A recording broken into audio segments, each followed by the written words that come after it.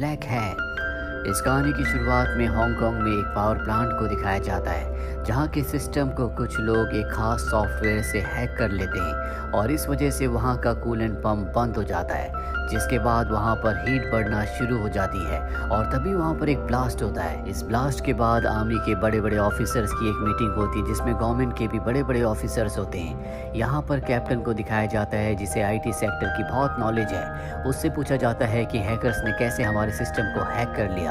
वो बताता है कि रेड नाम के एक सॉफ्टवेयर से वो ऐसा कर पाए। हमारे सभी सिस्टम बहुत ज़्यादा पुराने थे, इस वजह से हैकर्स को आसानी से उनका एक्सेस मिल गया। अगर हम हैकर्स को पकड़ना चाहते हैं तो हमें भी रेड सॉफ्टवेयर का इस्तेमाल करना होगा, लेकिन हमें इसके लिए उस जगह से जहां पर पावर प्लांट है, जहां पर ब्लास्ट हुआ है, वहां की हार्ड डिस्क चाहिए होगी जिससे हमें रेड सॉफ्टवेयर का उनका कोड मिल जाएगा। लेकिन इस वक्त हम वहां पर नहीं जा सकते क्योंकि ब्लास्ट के बाद उस जगह का तापमान बहुत ज़्यादा बढ़ चुका है। अब इस केस में FBI भी इनकी मदद करती है, जिसके बाद वो कैप्टन को कुछ कोड्स भेजती है और वो कोड लेकर वो अपनी बहन के पास जाता है और कहता है कि FBI ने मुझे कुछ कोड्स भेजे थे जिन्हें डिकोड करने के बाद मुझे पता चला कि हैकर्स का जो ग्रुप है उनका नाम है ब्लैक हैट और ये बहुत खतरनाक लोग हैं। अगर जल्दी इन्हें नहीं पकड़ा गया तो ये दुनिया में तबाही ला सकते हैं। इसके लिए मुझे किसी ऐसे इंसान की ज़रूरत है जिसे कंप्यूटर की सॉफ्टवेयर की बहुत ही साउंड नॉलेज हो, साथ ही जिस पर मैं भरोसा कर सकूं, और तुम्हारे अलावा मेरे पास ऐसा कोई भी इंसान नहीं है। उसकी बहन उसका साथ देने के लिए तैयार हो जाती है। साथ ही यहाँ पर ब्लैक हैट ने, यानी कि उस ग्रुप में जो हैकर्स का है, उन्होंने शेयर मार्केट में भी बहुत छेड़छाड़ की होती है और अब कैप्टन FBI के पास जाता है और उनसे कहता है कि मुझे निकोलस की ज़रूरत है। निकोलस का नाम सुनते ही वो लोग उसे अजीब नज़रों से देखते हैं और कहते हैं कि निकोलस को छोड़ा नहीं जा सकता, इस वक्त वो जेल में है। उसने कई बैंक्स के कंप्यूटर को, सिस्टम को, सॉफ्टवेयर को हैक करके उन्हें लूटा है, इसीलिए उसे छोड़ना इतना आसान नहीं होगा। कैप्टन बताता है कि जब मैं MIT में था तो उसने मेरे साथ मिलकर एक बुक लिखी थी जिस बुक में ज़्यादा इनपुट निकोलस का ही था और उसी बुक को पढ़ने के बाद हैकर्स ने ये सारे काम किए हैं। अगर हमें उन हैकर्स को, यानी कि ब्लैक हैट को पकड़ना है तो हमें किसी ऐसे इंसान की ज़रूरत है जो उनसे भी तेज़ हो और निकोलस ही ऐसा इंसान है। और अब निकोलस को छोड़ दिया जाता है, जिसके बाद ये सब के सब उस सिस्टम के पास जाते हैं जिसे हैकर्स ने हैक किया था और अब निकोलस उसे चेक करता है। चेक करने पर उसे एक फाइल मिलती है जिसे वो रेड सॉफ्टवेयर की मदद से खोलता है और अब वो यहाँ के स्टाफ से पूछता है क्या कोई कंप्यूटर, कोई सिस्टम खुला रह गया था। वो कहता है कि नहीं। इसके बाद निकोलस पूछता है क्या किसी ने यहाँ पर हाल ही में जॉब छोड़ा है। उसे बताया जाता है कि यहाँ पर एक एम्प्लॉय ने एक ही महीना काम किया था, उसके बाद उसने जॉब छोड़ दिया और अब निकोलस अपने साथियों के साथ उसके घर पहुँच जाता है। लेकिन जब वहाँ पहुँचते तो इन्हें पता चलता है कि उसकी मृत्यु हो चुकी है। ये उसके कंप्यूटर को चेक करते जिससे इन्हें पता चलता है कि ये किसी अनजान आदमी से ऑनलाइन बात किया करता था और ये वही हैकर है जिसने न्यूक्लियर पावर प्लांट के सिस्टम को हैक किया था जिसका नाम ब्लैक हैट है। इन्हें सिस्टम से, यानी कि उनकी चैट से पता चलता है कि ये आदमी जिसकी मृत्यु हो चुकी है ये उस आदमी से मिलने वाला था, लेकिन इससे पहले उसकी मृत्यु हो गई। निकोलस उसी के सिस्टम से उस हैकर को मैसेज करता है और कहता है कि मैं तुमसे मिलना चाहता हूँ।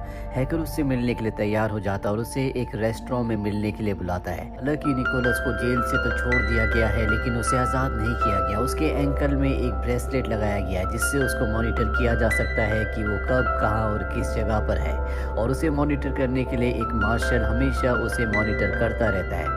साथ ही निकोलस ने ये भी शर्त रखी होती है कि अगर उसने इस केस में FBI की, गवर्नमेंट की हेल्प की और उस हैकर को ढूंढ निकाला तो उसे आज़ाद कर दिया जाएगा।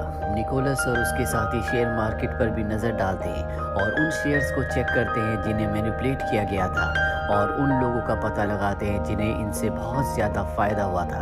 ऐसे 3 लोग थे और इन तीनों लोगों ने एक अकाउंट से पैसे निकाले थे। फिलहाल ये उस जगह, उस रेस्टोरेंट में जाना चाहते हैं जहाँ पर हैकर इनसे मिलने वाला है, इसीलिए निकोलस कैप्टन की बहन के साथ वहाँ पहुँच जाता है। लेकिन बहुत देर तक भी जब कोई नहीं आता तो ये दोनों के दोनों अंदर जाते हैं जहाँ पर एक कंप्यूटर सिस्टम होता है जिसके कैम से इनके ऊपर नज़र रखी जा रही होती है और अब उसी सिस्टम से निकोलस उस हैकर से बात करता है। हैकर निकोलस को मैसेज करता है, हु आर यू। वो बताता है कि मेरा नाम घोस्ट मैन है। इस बात से उस हैकर को गुस्सा आ जाता है और वो लिखता है कि बहुत जल्दी तुम्हारी मौत होने वाली है और अब निकोलस जानता है कि उसकी और कैप्टन की बहन की जान खतरे में है, इसीलिए यहाँ से निकलना चाहता है पर कुछ लोग इनके ऊपर हमला कर देते हैं। निकोलस उनका सामना करता है और किसी तरह से कैप्टन की बहन को लेकर यहाँ से निकल जाता है। इसके बाद वो कैप्टन को कॉल करता है और बताता है कि पूरा का पूरा एक ट्रैप था। उन लोगों को पता था कि हम उनका पीछा कर रहे हैं, इसीलिए उन्होंने हमें यहाँ पर बुलाया था।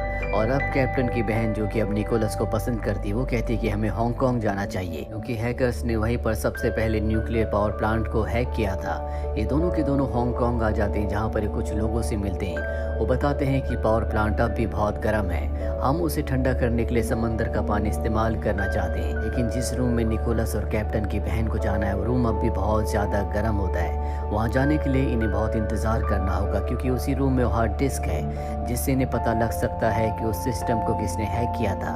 अब इन्हें FBI का कॉल आता है और जब ये FBI के पास जाते हैं तो वहाँ पर एक हैकर होता है जिसे FBI ने पकड़ा होता है, जो उन 3 लोगों के बारे में जानता है जिन 3 लोगों ने शेयर मार्केट से उस दिन सबसे ज़्यादा पैसे कमाए थे, जिस दिन हैकर ने पूरी मार्केट को मैनिपुलेट किया था। ये आदमी बताता है कि पैसे अब भी अकाउंट में है, वो लोग कभी भी आपस में बात नहीं करते, वो सिर्फ मिलते हैं। ये सारी बातें सुनने के बाद निकोलस कहता है कि इन तीनों का कोई हेड भी है, क्योंकि अगर ये तीनों इंडिविजुअली काम कर रहे होते तो अब तक ये पैसे निकाल चुके होते, और इन्होंने पैसे नहीं निकाले, इसका मतलब कोई इन्हें गाइड कर रहा है। अब FBI की टीम निकोलस की मदद से उन तीनों लोगों को ट्रेस करती है और इन्हें पता चलता है कि वो तीनों लोग अलग अलग जगह जाते हैं, जिसके बाद ये एक जगह मिलते हैं और उसी जगह पर इन्हें एक और नाम मिलता है जो होता है एलियस का, जो अक्सर उसी दिन उस जगह पर जाता है जहाँ पर ये तीनों एक साथ मिलते हैं।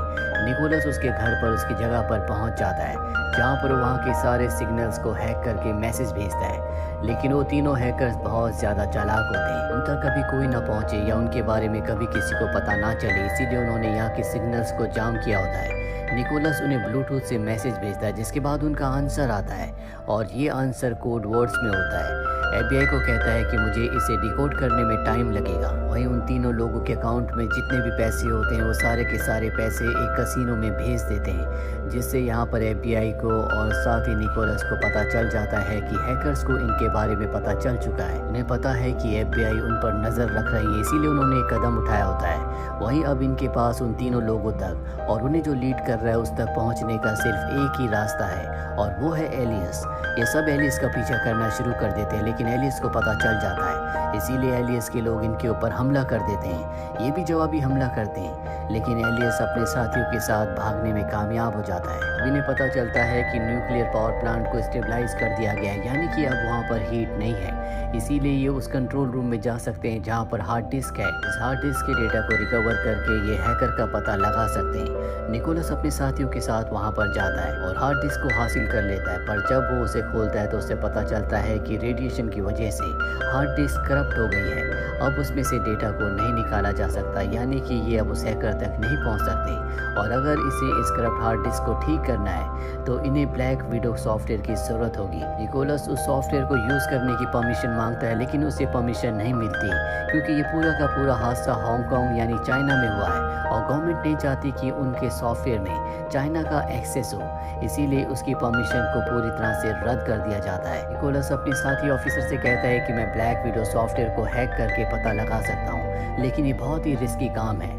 उसकी ऑफिसर कहती है कि अगर तुमने ऐसा किया तो हो सकता है कि तुम्हें हमेशा के लिए जेल में भेज दिया जाए, लेकिन निकोलस इस रिस्क को लेने के लिए तैयार है और हैक करने से पहले वो सभी लोगों को वहाँ से जाने के लिए कहता है। पर कैप्टन की बहन जो उसे प्यार करती है वो कहती है कि मैं तुम्हारे साथ ही रुकूंगी, और इसके बाद निकोलस NSA यानी कि नेशनल सिक्योरिटी एजेंसी का ब्लैक विडो सॉफ्टवेयर हैक करता है, जिससे वो हार्ड डिस्क को रिकवर कर लेता है, जिसमें सारी की सारी इंफॉर्मेशन है जो करप्ट हो गई थी, और उससे पता चलता है कि हैकर बहुत ज़्यादा चालाक है। वो एक ऐसे सिस्टम को यूज़ करते हैं जिसे हैक नहीं किया जा सकता, और उस सिस्टम का जो सर्वर है वो जकार्ता में है। अब यहाँ पर NSA को और FBI को पता चल चुका होता है कि निकोलस ने उनके सिस्टम को यानी कि NSA के सिस्टम को जिसमें ब्लैक विडो सॉफ्टवेयर है उसे हैक किया था, इसीलिए ऊपर से ऑर्डर्स आते हैं कि निकोलस को गिरफ्तार करके सलाखों के पीछे एक बार फिर से भेज दिया जाए। और जब ये बात कैप्टन को पता चलती है तो वो अपनी बहन को मैसेज करता है और कहता है कि निकोलस को कहो कि वो जल्द से जल्द उस जगह से भाग जाए। निकोलस कैप्टन की बहन के साथ वहाँ से भाग जाता है, जिसके बाद वहाँ पर वो मार्शल आ जाता है जिसके पास वो ट्रैकर का पूरा कंट्रोल है,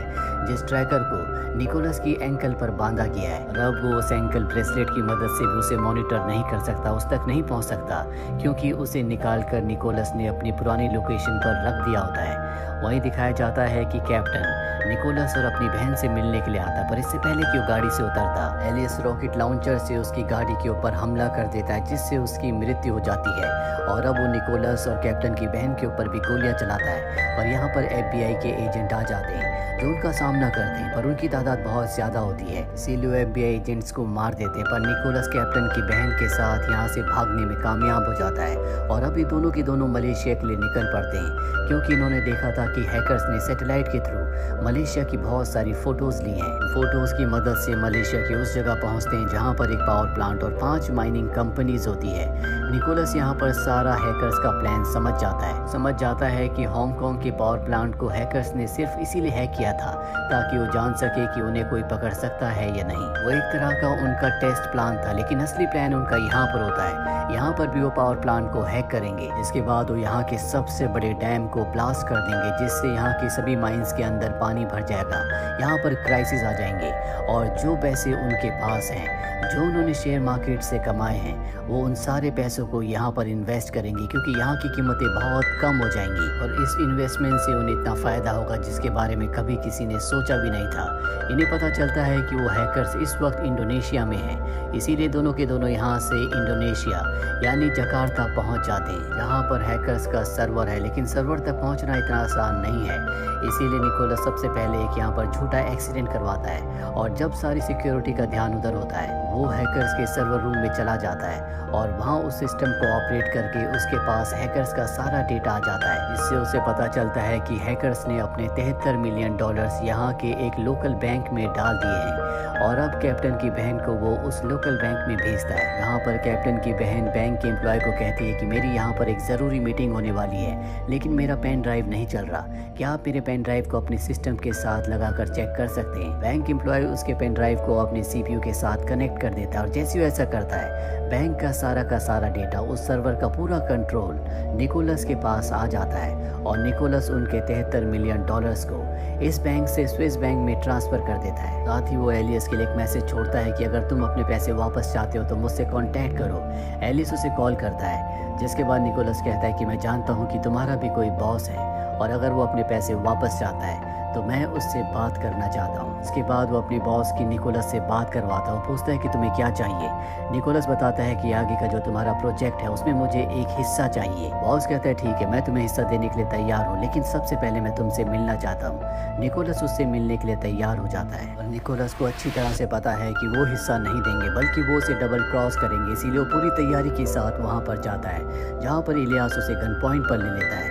इलियास ने कैप्टन को मारा है, जो कि उसका बहुत अच्छा दोस्त था, जो उसके साथ कॉलेज में पढ़ता था, इसीलिए उसकी मौत का बदला लेने के लिए वो इलियास को मार देता है। जिसके बाद निकोलस पर कई गोलियां चलाई जाती है, उस पर कई गोलियां लग भी जाती है, लेकिन उसने बुलेट प्रूफ कवच पहना था। यहाँ पर वो लगभग सभी को मार देता है, लेकिन तभी उसके सामने ब्लैक हैट आ जाता है, जो कि इन सब का बॉस है। वो निकोलस को जख्मी कर देता है, लेकिन निकोलस उसे मारकर यहाँ से निकलने में कामयाब हो जाता है और वो कैप्टन की बहन से मिलता है, जिससे वो प्यार करता है। वो उसके जख्मों को ट्रीट करती है और ये इस देश को छोड़कर निकल जाते हैं। निकोलस को अब पुलिस नहीं ढूंढ सकती, साथ ही उसके पास हैकर्स के सारे पैसे हैं जो उसने अपने स्विस बैंक के अकाउंट में ट्रांसफ़र कर दिए थे, जिसका मतलब ये है कि उसके पास अब ज़िंदगी में किसी चीज़ की कमी नहीं है। और इसी के साथ ये फिल्म, ये कहानी यहीं पर ख़त्म हो जाती है। उम्मीद करते हैं कि ये कहानी आपको पसंद आई होगी।